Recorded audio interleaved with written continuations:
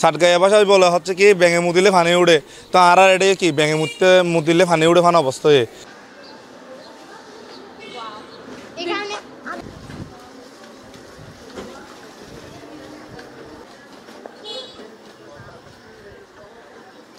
আমাদের এই জায়গায় পুরো ঘুণাপাড়া মিলে 8 নম্বর এবং 9 নম্বর ওয়ার্ড মিলে একটা ডাস্টবিন আছে, যে ডাস্টবিনটাতে হচ্ছে রেগুলার ময়লা ফেলা হয় এবং গাড়ি আসা হচ্ছে একদিন পর পর। যে জায়গায় একদিন পর পর গাড়ি আসে ওই জায়গায় আজকে এখানে এই মাসটাতে হচ্ছে গাড়ি আসছে ময়লা নিয়ে যাওয়ার জন্য, গাড়ি আসছে শুধুমাত্র 3 বার।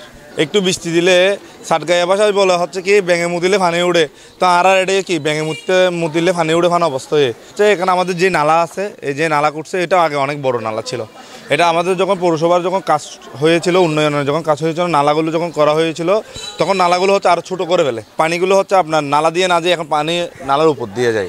একটু বৃষ্টি হলেই আমাদের এলাকাটা মানে চলাচলের অনুপযোগী হয়ে যায়। রাস্তার যে অবস্থা, রাস্তায় কাদামাটি জমে আমরা চলাচল পর্যন্ত করতে পারি না, এই অবস্থায় চলে। এখানে কিছু ব্যবসায়ীরা আছে, কিছু ছোটোখাটো দোকানপাট আছে এবং এদিকে স্থানীয় বাসিন্দারা থাকে।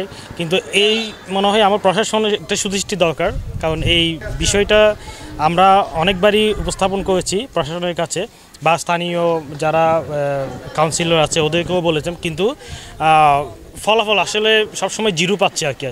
বিগত দিন আমরা অনেক কাউন্সিলর, অনেক পৌরসভার কথা আমরা শুনেছি, গুনাপাড়া একটু বৃষ্টি হলেই আমরা যাতায়াত করতে পারি না, রাস্তার ময়লা রাস্তার উপরে উঠে যায়, নালা করছে ঠিক আছে, কোনো পরিষ্কারের কোনো খবর নাই। আমাদের এখানে ডাস্টবিন আজকে বিগত 30-35 বছর ধরে এরকমই থাকতেছে। পৌরসভার মিনি ডাস্টবিন বিভিন্ন জায়গায় আমরা দেখতেছি, কিন্তু আমরা গুনাপাড়ার বাসী এখন আমরা এইগুলো আমরা সুখও দেখি নাই। এই ডাস্টবিনগুলো মূলত বিষয় আমাদেরকে কেন দিচ্ছে না, আর আমাদের এরকম অত্যাচার, এরকম কাঁচারাগুলো কেন আমাদের পাশে আনা হয়, এটা আমরা এখনও এলাকাবাসী এগুলো পাই নাই। এটার পরিধান আসলে চাই আমরা।